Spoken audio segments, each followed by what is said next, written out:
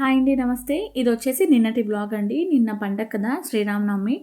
ముందైతే అందరికీ హ్యాపీ శ్రీరామనవమి అండి. ఇక నేను పండగ రోజు వడపప్పు, పానకం ఇంకా ఎలాగైనా రెగ్యులర్‌గా చేస్తాం కదా! ఇంకా కొంచెం పులిహోర తర్వాత వచ్చేసి సేమ్యా పాయసం చేస్తున్నాను. నేను ముందే అనుకోలేదండి సేమ్యా పాయసము, పులిహోర చేద్దామని. ఇంకా సేమ్యా పాయసంకి మనం సగ్గుబియ్యం నానబెట్టి పెట్టుకోవాలి కదా! అందుకని చెప్పేసి నార్మల్‌గా సేమ్యా మాత్రమే వేసి చేస్తున్నాను. తర్వాత లెమన్ రైస్ చేస్తున్నాను. ముందైతే పప్పుని నానబెట్టి పెట్టేసాను. ఒక హాఫ్ అన్ అవర్ అలా నానితే పప్పు బాగా మెత్తగా అయిపోతుంది. తర్వాత అన్నం కూడా పెట్టేసాను. అన్నము ఉడికిన తర్వాత కొంచెం గోరువెచ్చగా చల్లారిన తర్వాత కలిపితే పొడి పొడిగా ఉంటుంది కదా అని చెప్పేసి ఫస్ట్ అన్నం పెట్టేసి పప్పు నానబెట్టి పెట్టేసాను. ఇక నేను లెమన్స్ అయితే కట్ చేసుకున్నాను. లెమన్ జ్యూస్ తీసుకోవడం కోసము. ఇంకా లెమన్ రైస్ కోసము పచ్చిమిరపకాయలు, కొంచెం అల్లం ముక్క దంచుకుంటే టేస్ట్ చాలా బావుంటుంది. ఫస్ట్ అయితే సేమియా పాయసం చేస్తున్నానండి. పాలు హాఫ్ లీటర్ కంటే కూడా కొంచెం ఎక్స్ట్రాగానే పాలైతే కాంచి పెట్టుకున్నాను. తర్వాత ప్యాన్‌లోకి కొంచెం ఒక 3 స్పూన్ల వరకు నెయ్యి వేసుకున్నా. నెయ్యిలోకి ఒక గుప్పెడు బాదము, తర్వాత జీడిపప్పు కూడా వేసుకొని లో ఫ్లేమ్‌లో పెట్టి మంచిగా డ్రై ఫ్రూట్స్‌ని అయితే ఫ్రై చేసుకుంటున్నాను. ఈలోపు పక్కన పాలు పెట్టాను కదా! ఇంక అది చూసుకుంటూనే ఉండాలి, పొంగిపోతుంది. డ్రై ఫ్రూట్స్ వేగిన తర్వాత మొత్తం అన్నిటిని కూడా ఒక ప్లేట్‌లోకి తీసి పక్కన పెట్టేశాను. డ్రై ఫ్రూట్స్ ఇక నేను అన్నీ కూడా అందాజుగా వేస్తున్నానండి. తర్వాత ఒక కప్పు వరకు అంటే అందాజుగా సేమియా కూడా వేసేసాను. సేమియా కూడా వేసి ఇంకా సేమియాని కూడా లో ఫ్లేమ్‌లో పెట్టి నెయ్యిలో బాగా ఫ్రై చేసుకోవాలి. అంతే. చాలా సింపుల్ ఈ సేమియా పాయసం అయితే. టేస్ట్ కూడా చాలా బావుంటుంది. సేమియా కూడా బాగా నెయ్యిలో వేగిపోయిన తర్వాత దాన్ని కూడా తీసి పక్కన పెట్టేసాను. ఈలోపు పాలైతే బాగా మరిగిపోయినాయి. పాలని నేను లో ఫ్లేమ్‌లో పెట్టి మంచిగా ఉడికించాను. ఈ గ్యాప్‌లో పాలైతే మరిగినాయి. వేపి పెట్టుకున్న సేమియానంతా కూడా పాలల్లో వేసేసాను. తర్వాత డ్రై ఫ్రూట్స్ కూడా వేసేసి ఇంకా సేమియా ఉడికిపోతే అయిపోయినట్లే ఆల్మోస్ట్.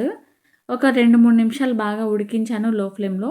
సేమియా తొందరగానే ఉడికిపోతుంది. ఈ గ్యాప్‌లో నేను ఇలాచీలని ఒక 2 ఇలాచీలు తీసుకొని రోట్లో దంచేసి ఆ ఇలాచీ పౌడర్ కూడా పాలల్లో అయితే వేసి పెట్టేసాను. తర్వాత ఒక హాఫ్ కప్ వరకు అంటే టీ కప్ అండి. హాఫ్ కప్ వరకు చక్కెర వేసుకున్నా.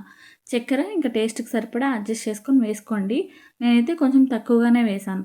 చక్కెర వేసేసి మొత్తం బాగా చక్కెర కడిగి ఒక పొంగు వచ్చేంత వరకు మంచిగా ఉడికించాను. సేమియా ఉడికిపోయింది. ఇంకా సేమియా పాయసం అయితే అయిపోయింది. దాన్ని తీసి పక్కన పెట్టేసాను. ఇంకా అన్నం కూడా అయిపోయింది. అన్నం నేను రైస్ కుక్కర్‌లో పెట్టాను కదా! వామ్‌లోకి వచ్చి రైస్ అయితే ఆఫ్ చేసి పక్కన పెట్టేసాను. ఇప్పుడు ప్యాన్‌లోకి పులిహోర కోసం లెమన్ రైస్ కోసం అయితే ప్యాన్‌లోకి ఒక 3 స్పూన్ల వరకు ఆయిల్ ఏసుకున్నా. ఒక హాఫ్ స్పూన్ ఆవాలు, హాఫ్ స్పూన్ జీలకర్ర, కొంచెం ఇంగువ, ఒక రెమ్మ కరివేపాకు, ఒక 2 టేబుల్ స్పూన్ల వరకు పచ్చిశనగపప్పు, 3 టేబుల్ స్పూన్ల వరకు శనగగింజలు వేసా. పప్పులు తినేటప్పుడు టేస్ట్ బావుంటుంది కదా అని చెప్పేసి. తర్వాత ఎండుమిరపకాయలు ఒక 3 వేసుకున్నా, పచ్చిమిర్చి ఒకటి వేసుకున్నా. మనం దంచి పెట్టుకున్నాం కదా! అల్లం పచ్చిమిర్చి పేస్ట్ అది కూడా వేసుకొని, అల్లము పచ్చిదనం పోయేంత వరకు మంచిగా ఫ్రై చేసుకోవాలి. అప్పుడే అండి టేస్ట్ బావుంటుంది. లేకపోతే అల్లం ఫ్లేవర్ మనకి ఎక్కువగా పచ్చిగా ఉన్నట్టు అనిపిస్తది. కాబట్టి ఆయిల్‌లో బాగా ఫ్రై చేసుకోవాలి. ఇప్పుడు కొంచెం పసుపు వేశాను. తర్వాత సాల్ట్ నేను నిమ్మరసంలో కలిపి వేస్తున్నా. నార్మల్‌గా వేస్తే అక్కడక్కడ ఎండుమిర్చిలో అలా ఇరుక్కపోతది కదా! సాల్ట్ అని చెప్పేసి లెమన్ జ్యూస్‌లో కలిపేసి సాల్ట్ అయితే వేసేసాను. ఇప్పుడు స్టవ్ ఆఫ్ చేసి నిమ్మరసం అంతా కూడా వేసిన తర్వాత ఉడికించుకున్న అన్నంని ఒకసారి కలిపి పెట్టుకున్నాను. ఎక్కడ పొడి పొడిగా ఉండేలాగా చూసుకొని అన్నం అంతా కూడా వేసేసి ప్యాన్‌లోకి బాగా కలిపేసాను. అన్నం నేను ఒక గ్లాస్ అన్నం అయితే ఉడికించి పెట్టుకున్నానండి. కరెక్ట్‌గా సరిపోయింది నేను చేసిన దానికి. 3 లెమన్స్ తీసుకొని కట్ చేసుకొని దాని జ్యూస్ అయితే యాడ్ చేశాను. కరెక్ట్‌గా ఒక గ్లాస్ బియ్యంకి 3 నిమ్మకాయలైతే కరెక్ట్‌గా సరిపోయింది. టేస్ట్ కూడా చాలా బాగా కుదిరింది. ఇంకా ఆల్మోస్ట్ 2 ప్రసాదాలు అయిపోయినాయి గదా! సేమియా పాయసం అయిపోయింది. ఇంకా లెమన్ రైస్ కూడా అయిపోయింది.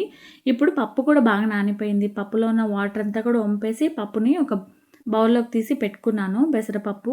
ఇప్పుడు ఒక గ్లాస్‌లోకి నీళ్ళు తీసుకొని రోట్లోకి ఒక టీ స్పూన్ వరకు మిరియాలు, 2 ఇలాచీ వేసుకున్నా.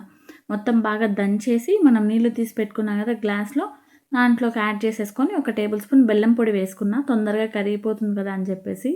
పానకం అయితే అయిపోయింది. ఇంకా పానకంలో ఒక 4 తులసాకులు కూడా వేసేసాను. ఇంకా వడపప్పు బాగా నానిపోయింది గదా! ఇంకా వడపప్పులోకి సన్నగా కట్ చేసుకున్న మామిడికాయ ముక్కలు వేసుకుంటే టేస్ట్ బావుంటుంది. అందులో మా సైడ్ అయితే కొంచెం పచ్చిమిర్చి, తర్వాత మామిడికాయ ముక్కలు గూడా వేస్తారు వడపప్పులో. కాబట్టి నేనైతే వేస్తున్నా. ఒక్కొక్కరు ఒక్కోలా చేసుకుంటారు. నేనైతే ఇలా చేస్తానండి. మామిడికాయ ముక్కలు వేస్తాను. వేసి మొత్తం బాగా పప్పులోకి మామిడికాయ ముక్కలు కలిపేసి మళ్ళీ ఒక 2 తులసాకులు, కొంచెం బెల్లం ముక్క పెట్టేసాను. అన్నీ కూడా బౌల్‌లోకి తీసి పెట్టుకున్నాను దేవుడికి ప్రసాదం పెట్టడానికి. ప్రసాదాలన్నీ అయిపోయినాయి కదా! ఇంక అన్నీ కూడా ఒక ప్లేట్‌లోకి తీసుకొని పూజ రూమ్‌లోకైతే వెళ్ళేసి ఇంక దీపం అన్నీ కూడా పెట్టేశాను. మిగతా పనులన్నీ కూడా నేను ముందు రోజే చూసుకున్నానండి. ఎలానో సాటర్‌డేనే వచ్చింది గదా! అని జెప్పేసి దేవుడి పటాల క్లీనింగ్ అన్నీ కూడా ముందు రోజే చేసుకున్నాను. తర్వాత మామూలుగా సింపుల్‌గా ప్రసాదాలైతే చేసేసుకొని దేవుడికి నైవేద్యంగా పెట్టేసి కొబ్బరికాయ అయితే కొట్టేసుకున్నాను. అంతే అండి. ఇది నా శ్రీరామనవమి రోజున పూజ వ్లాగ్. దేవుడికి హారతి ఇచ్చేసిన తర్వాత హ్యాపీగా ఒక 10 నిమిషాలు పూజ రూమ్‌లోనే ఉండిపోయాను. అంతే అండి ఈ వీడియో. నచ్చితే లైక్ చేయండి. మళ్ళీ నెక్స్ట్ వ్లాగ్‌లో కలుద్దాం. బాయ్.